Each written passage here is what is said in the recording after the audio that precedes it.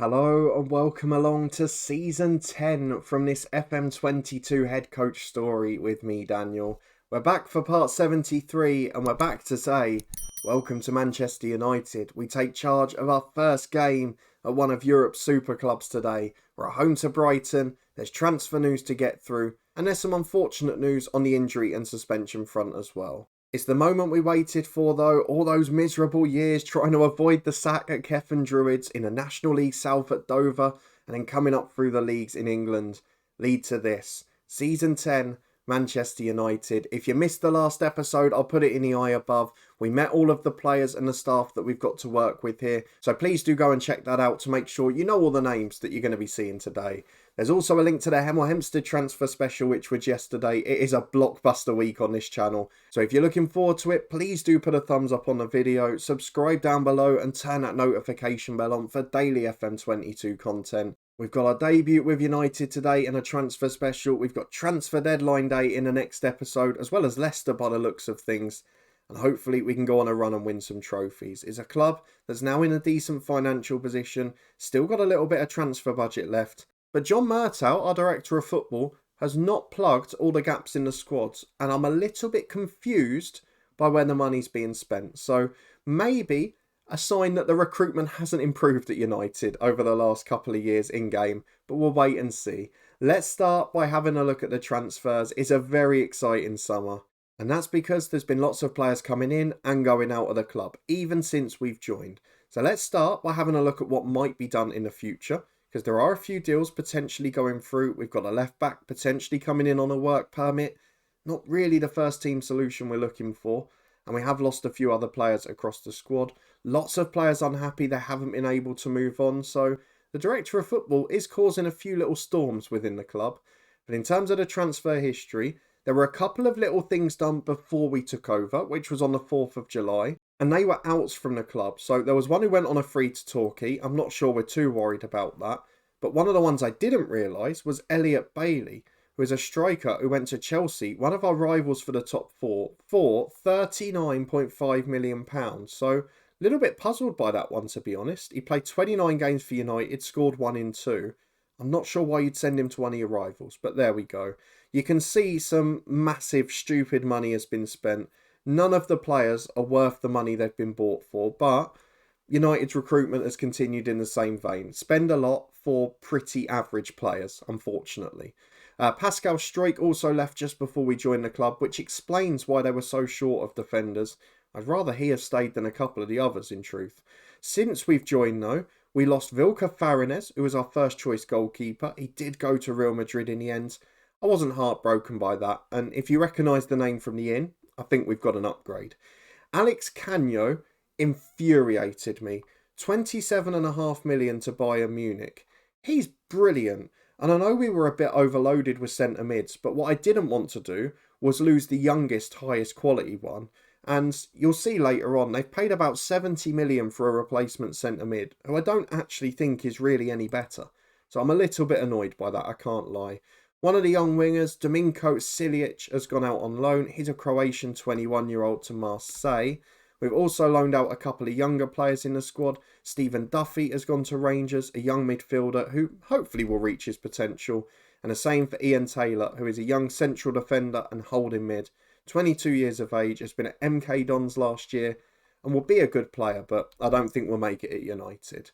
And the reason our transfer budget was so big when we joined is because they'd already sold 75 million quid's worth of talent, which makes it a little bit more explainable.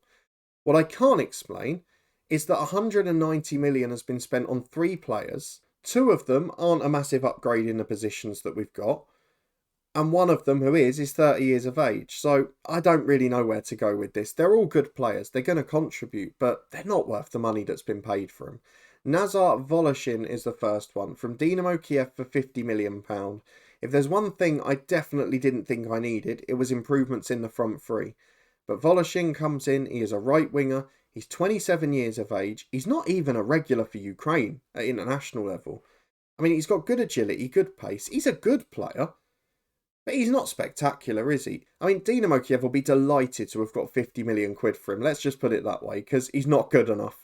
He's got solid attributes in all of his areas, but he's a good Premier League player, not a great one. he'll be involved in the squad sometimes. And we are going to need a big squad because we're going to be playing Europa Conference football on Thursdays. We want to have a real push in the league and FA Cup. But I think for 50 million, they could have got a better player. Ilian Meslier is the next one in note. And with Farinez leaving the club, we needed a good keeper. I'm not sure about spending £72 million on him, but I'm very pleased regardless because Meslier is rock solid. He's great in the air. We know he's at Leeds in real life. He's played for Leipzig, Eintracht Frankfurt and Almeria in this save. And he's class. He's 7 international caps for France. He's agile. He's good mentally. He's brilliant on one-on-ones. I'm very happy with him. He'll be my first choice keeper for the next 3 or 4 years. The other signing, little bit odd. So what I want you to bear in mind when we look at this is we've sold Canio, or our director of football has sold Canio to Bayern Munich for £27.5 million. And he has now bought in an identical position player for £69 million, who is no better and the same age. Mind blown. Mind blown in terms of a waste of money. Bayern are looking at that deal and thinking, we've just got the same quality of player and made 50 million quid. How on earth has that happened? And Ponza, added to that, will be going to AFCON in mid-season, but he's a very good player. He will definitely be involved. He'll probably be a regular starter once the season gets cracking. I'm just really surprised that that deal has been done. Essentially a swap deal plus 50 million. And there's not much between them. So a little bit odd. I'm happy enough with the player, but the deal just doesn't make sense. And that's where the AI's transfer market management makes the head coach so much fun. We've got a little bit of money left thanks to the other sales. We do desperately need a left back. We introduced the club. We saw that was a weakness. The one who looks like he's going to be coming in is Timur Erdogan. He's coming in from Turkey, 12 million quid, only 18, probably not a big step up yet. But what I want to do with him, if we've got the opportunity, is just throw him in and let him develop as much as possible, particularly in the Europa Conference, in the League Cup, in the FA Cup. Get him in the team, let him play games, and I think he'll fly in no time. But in terms of the transfer window, it's a bit of a weird one, isn't it? We didn't really have improvements in the positions we wanted. The goalkeeper's a step up, I'll give them that. But we're still one short of centre-half. We've still not got the left-back in at the club yet, and this one's not an upgrade immediately. And we've got a massive overload of midfielders that we don't need. We already had so many wingers in the club that one's gone out on loan. We've now got right wingers, Voloshin, Louise, we've got Rashford, Sancho, Tiziolis, so we're on 5 there. Then we've got Russell Thompson, 6. All of them can play the 2 wing positions. Add to that, Mbappe's probably going to start off the wing when Yakubu's playing. That's 7. We're just left where we're going to be upsetting people and not playing them all. Then at the back, we've only got 6 defenders, which is even more frustrating. We promoted a Gumby and hold in midfield because he can play centre-half too, and might have to come in for some of the cup games. But then in midfield, we've got absolute bucket loads of players. I'm really finding it hard to understand. We've got Pontus Dahlberg, our backup keeper, trying to force his way out. He's been transfer listed by request with a year on his contract. Then I promoted the youngster, 18-year-old Rhett Nieto, who I think is going to be fantastic. He's now turned 19, but they're trying to loan him out. And while a season in the Championship will be great for him, I'm not sure how that's going to leave us goalkeeping-wise. So hopefully Dahlberg doesn't get his deal and we've got 2 good keepers at the club. What I do know, though, we've got a great squad. We should be competing for the top 4. There's plenty of other players that, looking at this, may yet be leaving the club. And I can't wait to see if we can finish above Crystal Palace, who I will very quickly show you. They've drawn their first game of the season. I'm not sure who they played. They were home to City, so that's a pretty good result. But in terms of their transfer history, after we left, they signed Maxence Kakare. It was a deal already going through, but they've really improved that central midfield area. They've loaned out Hinostroza, Cameron Edwards and a few others, but I'd argue they've strengthened their side. So have we, but not really as much when you consider the amount of budget used. The one thing I do want to do before we get into the season is try and get these facilities upgrades done, because they're the biggest area for us to improve off the pitch. They've talked about developing the best youth system in the country, as you can see in the 5-year plan. So the last thing I want is a fight on that. But let's see where the media predicts us to finish this season. Of course, the board want us to get top 4, but we'll come back to that in a moment because there's a slight change there. The season preview has Manchester United 4th behind City. West Ham, who throughout this save, I don't know if we've got a glitch or something, and I don't mean a disrespect here, but West Ham are expected to finish 2nd every year on this report. And I just want to show you at the moment where they've been finishing. 9th, 12th, 7th, 10th, 6th, 6th, 7th, 8th. There's nothing to suggest that they're a top 2 club. Their best player is a good player, but they haven't got a whole team of great ones. And they haven't been regularly competing at the top. So I don't know why they're expected to finish above all of the superpowers. Crystal Palace are mid-table, of course, as you would expect. I doubt they'll work miracles without us there. I just find it odd that every year, regardless of what else is happening, they're predicted to finish second in this save. It seems really odd and a little bit unrealistic, I've got to be honest. I didn't realise that either. Niko Kovac, who of course was sacked by Manchester United, has swapped jobs with us. He's gone to Crystal Palace and is their new manager. Very interesting that. Also interesting is what's happened off the pitch in terms of the club culture, because we said in our last episode, and I didn't notice until I was editing it, that nothing had changed on the club culture front, but it had. The sneaky little devils in the boardroom have decided that we now need to challenge for the title. Now, you very clearly saw the interview where I said top 4 is a realistic aim. They've changed it. Now, if the point totals are anything like last year and there are teams on lower points, then that's great because we'll be within 4, 5, 6 points, whatever. But I'm a little bit frustrated because I deliberately went low and didn't push that side of things because I wanted to make sure we were able to get in this job and stay in there long term. So annoyed by that, but we'll have to see how it pans out. Let's go and get into the first game of the season. It is Manchester United versus Brighton. You can see Tyrese Campbell doing the job for Palace again. Erling Haaland for Manchester City. There's class across the top 6, but we've got to get consistency here. And that's where the big question comes. If we have a look at the team selection at a sold-out Old Trafford, we've gone, I think, for our strongest 11. So there's a potential and ah about Bordenelli and Fernandes at left back, but Fernandes is throwing his toys out the pram. He wants to go to Real Madrid. It's a very clear weakness in the squad though. The biggest problem we have is centre half. Wesley Fofana was suspended for this game anyway, so there's not a big issue on that front. But much like he did in real life with Leicester this season, he's picked up a 2 to 3 month injury right before the start of the year. Thankfully, this one in this save isn't as bad, so he'll miss probably up until the October international break. And with us not having any other centre-halves at the club, it makes it a very difficult situation. Behind the two that are starting today, Ben White and Inacio, we only actually have Fernandes a left-back who can cover in, Gaia a right-back who can cover in, and Agumbi a centre-mid who can cover in. So in terms of the squad today, I've left out of the squad entirely Voloshin. I'll try and make it up to him on Thursday. We've got Jadon Sancho trying to force his way out the club. He was the only one I couldn't win over with the talk about European football promises. At the 11 we've got remaining is in goal Ilyan Meslier, right back Gaia, left back Bordenelli, centre halves Inacio and Ben White. Aponzar makes his debut in the middle alongside the returning Nicolo Barrea. Rashford, Mbappe and Fernandes the attacking midfield 3 with Emmanuel Yakubu on his own up front. On the bench, we've got quality and almost exclusively midfielders, which shows you where we're a little bit overloaded in the squad. And in terms of tactic, I've decided on a 4-2-3-1. I haven't quite decided what I'm going to do with some of these instructions yet. We don't need to have too much width because Mbappe's going to be cutting in from the left. I want to keep it as similar as possible to the Bristol City tactic, to the Palace tactic. Have that counter-attacking threat, but also have spells where we keep the ball well. So work the ball into the box is going to be on for now. I might change that very quickly. We're going to up the passing directness and tempo very slightly. We're going to get the ball out from the back. We're going to distribute quickly, in fact, because we should be fairly fit. And I don't know whether to go for the higher defensive line, because without Fofana, we haven't actually got bucket loads of pace there. So I think what we're going to do is we're going to drop that to standard.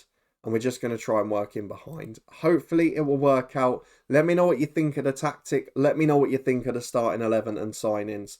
I'm tempted if this doesn't work to go Mbappe up front, Yakubu in behind. We might have to anyway at times as Fernandes is mid-30s.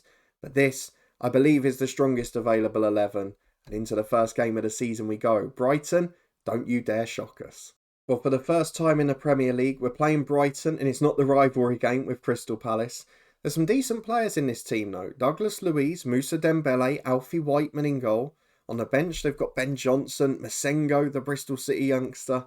Lots of quality, lots of good players, but they shouldn't be competing with us. And if they do, we'll have to ask some questions about this team. I know they've got to adapt. I know we're a new manager. We've never managed a super club before. and it had a poor season last year. But the league at the top was very tight. And if we can pick up some early wins, get that new manager bounce, sky could be the limit. Well, 15 minutes in, I've already got frustrated and gone to positive because we weren't creating enough chances. It's not made a difference though. It's been a really poor start. And I'm already a little bit concerned that we've got a corner kick with Bruno Fernandes into the back post, headed over by Yakubu. We did work to get good players free at the back stick, and we can't afford to miss chances like that. 10 to the break, we've had the only shots on target, but by no means has this been dominant. And at half time, it remains a frustrating 0-0. I've got a few questions to ask myself here. What do we do in behind? Do we chuck Mbappe up there? Because he's so good in that forward position. Maybe Yakubu to the right, Rashford to the left. Just give it a go. I'm going to try that for now. Get the best player through the middle. Try and create chances. But at the moment, I am a little bit concerned. I won't lie to you. As it's a free kick for Whiteman for Brighton on the edge of his own box. Headed by Bordenelli, only as far as the centre half though. Brighton bring it down and control possession with Douglas Luiz out to Nusa. The worst thing would be a Brighton goal as Malacia gets clear down the left. Yakubu's back. Ignacio sweeps up well. Out to Ben White. Finds Gaia and Aponza. Over the top to Mbappe. This is why we wanted him up there. He's a big threat. Gets in behind. Blocked by the defender. It's not the best finishing in the world. By a striker who should be producing the best finishing in the world. I'm going to make another sub in the middle because Barrea, he's on a yellow card. He's come back from a big injury in the summer. And I don't want him to be at risk of getting sent off. So I'm going to drop Fernandes in a little bit. See if we can put him... In fact, that's not really working, is it? So I'm going to have to leave Fernandes as a 10. Who can we put in centre mid? Yakubu, perhaps? It's a very frustrating situation. We've got loads of centre mids to choose from. Hannibal is one of them. He's very good on the ball. I think he's going to be the one. I'm going to bring Hannibal on for Nicolo Barrea. He's not a centre mid at all. He's an advanced playmaker on support.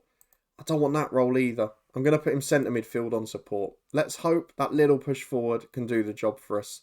But I'm going to get impatient soon because we really need to create some good chances. As it's a free kick for Brighton. Don't you dare. Into the back post. Ignacio heads clear. Douglas Luiz picks it up. Finds Disley. But Brighton having a bit of a threat here. They're forced back to halfway by some good pressing. But Douglas Luiz all the way back to his keeper. Headed away. That is good work. And the header back is short. Mbappe will run onto it. He has to score. Kylian Mbappe straight at the keeper. The one man you would put your house on, and he's missed 2 sitters. Tyrese Campbell here, we'd be 2-0 up. And this is the frustration with it. As Yakubu gets the ball on the right-hand side. Only 10 minutes gone in the second half. There's still time, and we win a free kick. But I'm starting to panic because our best striker is not taking chances. Fernandes puts a free kick in. There's no one there. It falls for Yakubu. I thought he was offside. And the flag does eventually go up. Second sub, Sancho on for Rashford. We've got another throw on the left with Hannibal. Into the edge of the box. Gaia flicks down. Headed away again. And Dembele will bring it clear. There's a counter-attack on here. I'm going to cancel the sub because you know my superstition. Datro on the right wing. Goes back to Santos. We've been very weak from set pieces, which has annoyed me. Anusa's in. Thankfully, he chips over the bar. I would have gone absolutely apoplectic if that had gone in. They're yet to have a shot on target. We're dominating, but we're not making it count. A quarter of the game to go. I need to have a think. 14 minutes to go. There's still nothing happening, and it's driving me nuts. Bruno Fernandes is knackered, but he's the most creative player on the pitch. And I don't think we have a number 10 that can do what he does. Philip Jalocca could come on. He's a very good footballer. I'm just going to do it. Philip Jalocca on. Advanced playmaker on attack. Please, give us one moment of magic from somewhere. Because at the moment, I don't see where it's coming. We're going attacking. We're going to demand more. I need a goal. A scrappy goal, anything. 5 minutes to go on the clock. Mbappe has missed 2 gilt-edged chances. And we're going to draw 0-0 at home to Brighton. Unless we score in Fergie time. As it's out to the right. Yakubu heads down. 6'6", by the way, Emmanuel Yakubu. White to Jalocca. Back to Ben White again. Chip to the left-hand side to Sancho. Can the sub do something? Up to Kylian Mbappe. Oh, he's missed another one. You've got to be joking. You get the best striker in world football and they do that. As Yakubu on the right side of the box. We're flying at them in stoppage time. Mbappe again. He's missed a 4th one. Blocked by the defender this time. And now Brighton are away on the counter and we've not got many back. He gets towards the byline on the left-hand side. This would be crushing. It's in towards Datro. The defender misses it. And it's gone over to the right-hand side. I will never know how we've not won this game. Or is there still a chance? 1 minute to go. Sancho up. Mbappe's in. 5th time lucky. Surely! The goal is in from Kylian Mbappe. It's taken long enough. In the 94th minute. Manchester United do it in Fergie time. He's missed 4 chances. He's finally got his goal. I hope that's truly a confidence builder. Sancho with a great ball to set it up. And we get out of jail in the final seconds. Manchester United 1, Brighton 0. Thoroughly deserved. But we're going to have to do some work on shooting on the training ground, despite having one of the best strike forces in the world. I said I'd take a scrappy 1-0. We've got a scrappy 1-0. But we're going to need to improve. And certainly, we're going to need to find our best 11 quick. Well, that was all a little bit exciting in the end, wasn't it? Ilian Meslier returns to English football, keeps a clean sheet. Aponza made his debut too. Apparently Mbappe shines. He didn't, because he missed hatfuls of chances. 18 finishing, 20 composure, and just smacked the ball straight at the keeper over and over. I definitely prefer him up front and Yakubu on the right, I've got to be honest, because we get him behind a lot more. But we might have to find a way to fit a front two in. I'm not sure how that's going to come in the long term. But really good to see that we got the victory. The rest of the league, not started great for us, to be honest. Arsenal and Liverpool both snuck victories. Palace and City drew. So Chelsea got a convincing win. And Spurs are yet to play. What that does mean is that we've got a real opportunity, though, because we've started well. And no matter how we went about it, we got 3 points on the board. And with City winning 4 titles in a row, we're going to be trying our best to get ourselves back on the leaderboard. Might not happen this year, but I want to win something.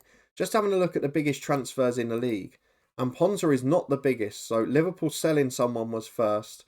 Then our 2 signings are the biggest. Maybe that's why West Ham are up there. They have signed some big players. Not particularly high quality for the money, but they've signed some big players and must have a lot of money in the club.